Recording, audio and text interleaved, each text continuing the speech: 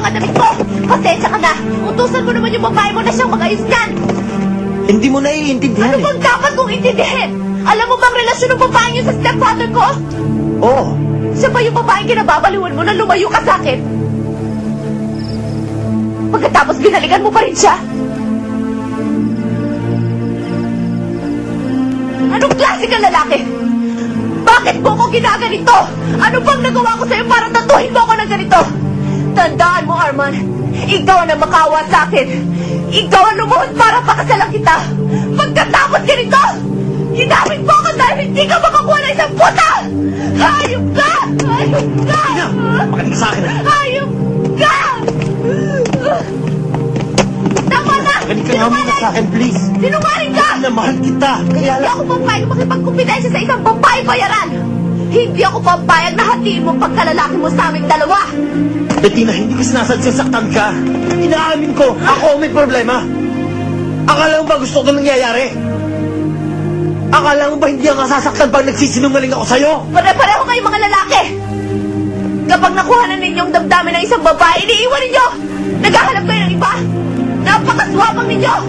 Para lang mapatunayan ang lalaki kayo! Bettina, bigyan mo lang ako ng konting panahon. Gusto kong malaman mo na kahit mawala ka sa buhay ko, hindi ko ikaw mamatay. Lalaki ka lang!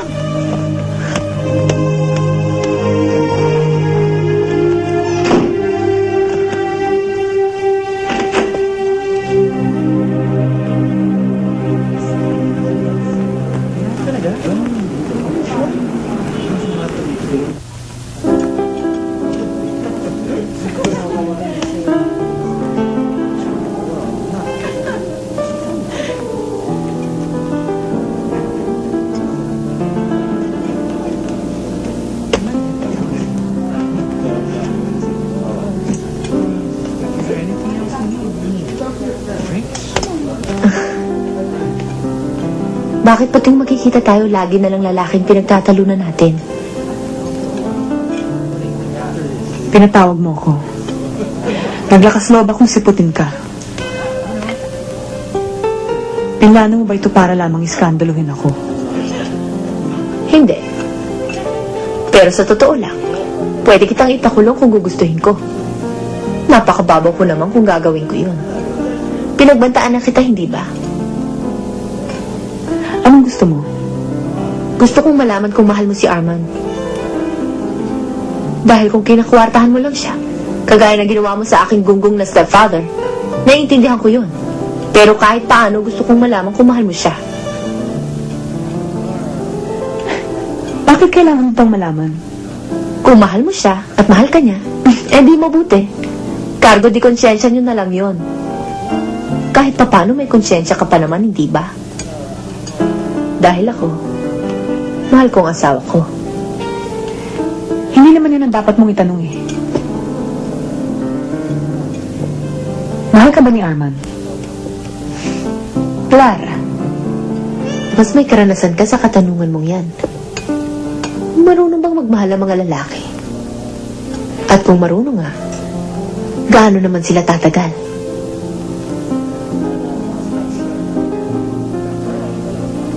Dahil ako, asawa ko ni Arman. Eh ikaw, mag-isip-isip ka. Sa palagay mo ba tatagal si Arman sa ganyang klaseng babae? Hindi kayo tatagal. Masisira ang pagkatao niya.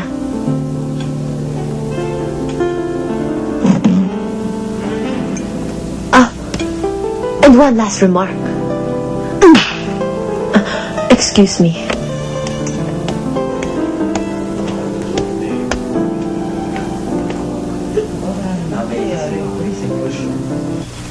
Anong klase ba tong lalaking pinakasalan ko, Mami? Ano pa bang pagsasakripisyong gagawin ko? Para mapatunayan ko sa kanya na sapat na ako para maging tahimik ang buhay niya. Hindi ikaw may problema, Bettina. Si Arman. At kapag napagdaanan mo na lahat ng aking nalalaman tungkol sa kanila, maiintindihan mo. Sinong sila? Ang mga lalaki. Lahat ng mga lalaki with no exceptions. Paano mong nasabi yan? Wala sa atin ang pagkukulang, kundi nasa kanila.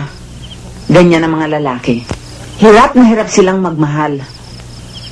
Natataranta na sila pag nangangailangan sila ng iba, lalong-lalo na ng mga babae. Kahit nakasasakit na sila. Bettina, wala sa bokabularyo ng mga lalaki ang pananakit ng damdamin. Hindi nila naiintindihan yon. Hindi ko na alam ang gagawin ko. Napakadali. Pabayaan mo siya. At pag nagbalik si Arman, siya naman ang pag-iisipin mo.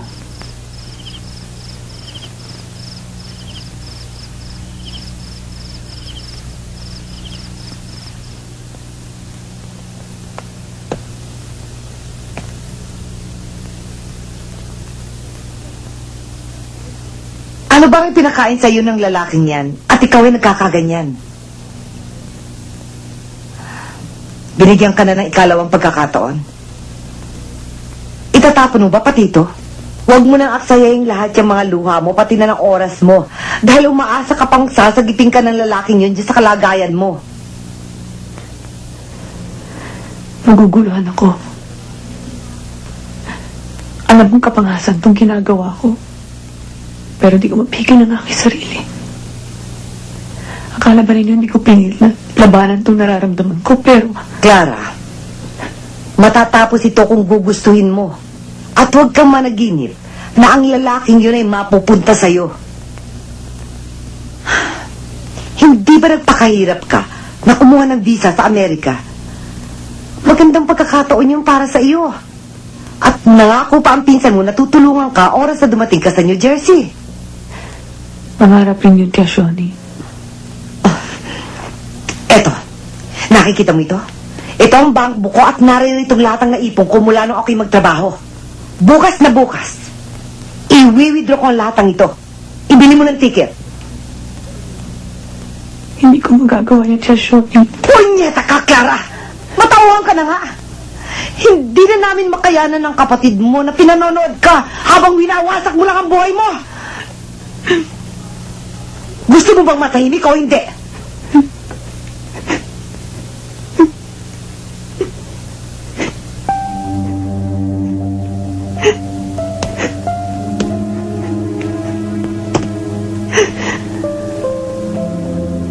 Aanhin mo ang pansamantalang kaligayahan. Clara, kahit minsan, maging maramot ka.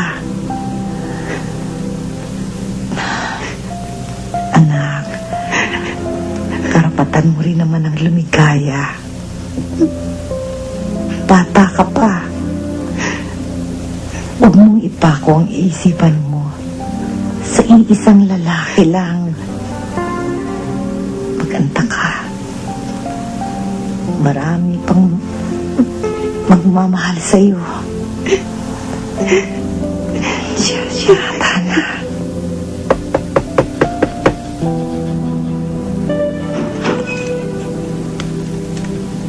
Si Clara. Umalis na si Clara Saan nagpunta? sa States. Doon muna siya titira sa bahay ng pinsan ko. Bakit walang binabanggit sa akin? So ito, nabibigay sa'yo.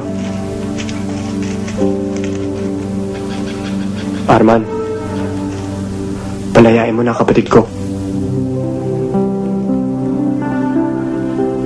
Board at gate 5. Thank you very much. Welcome.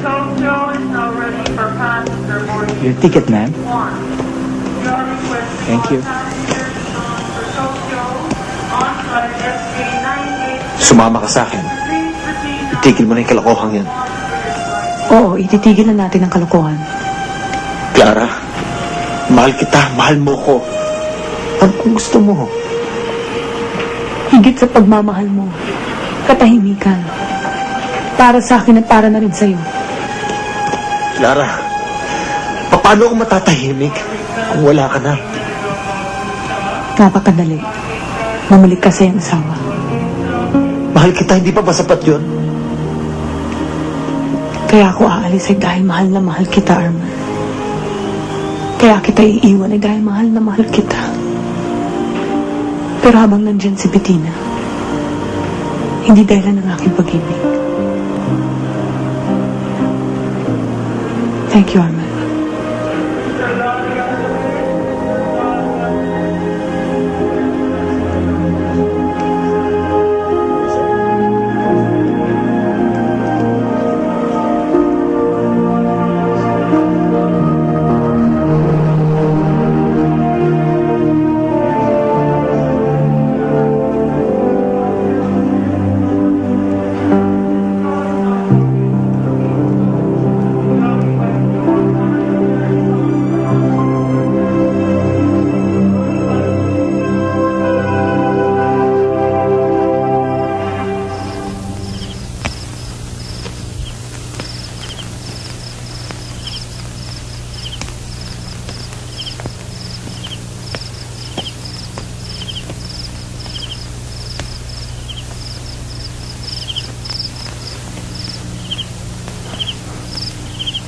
Wala ka nang dapat ikatakot o ikagalit.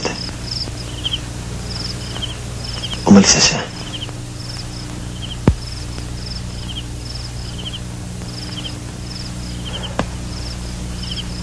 Ba't di ka magsalita?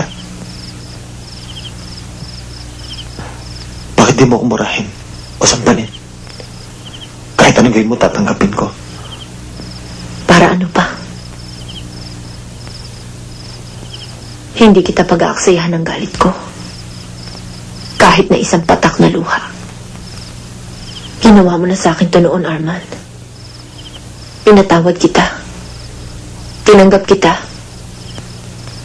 Hindi ako nakakasigurong kaya ko tong panindigang muli. Bettina, nagkamali ako. Inaamin ko.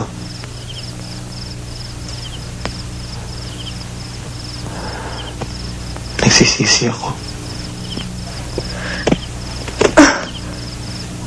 Paano ako makakasigurong hindi mo na uulitin ang mga pinanindigan mong pagkakamali? Bettina,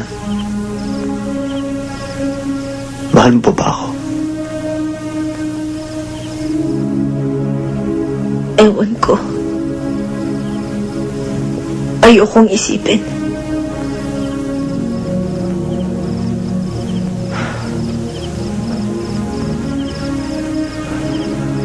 Bumabalik na ako sa'yo.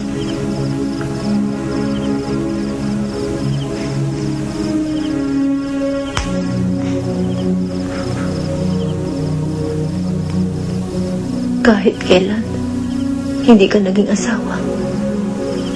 Wala kang dapat balikan.